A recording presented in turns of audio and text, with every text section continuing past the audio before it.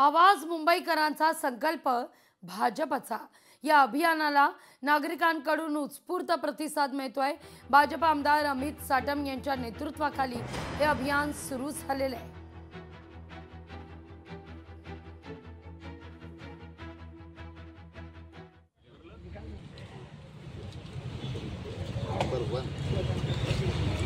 पूरा मुंबई का सबसे ज्यादा रैंक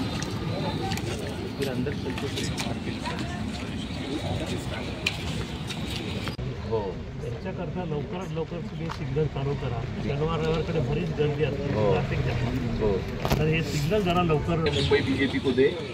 बीएमसी के मैनिफेस्टो के फॉर्म भरा वही फिलअप कर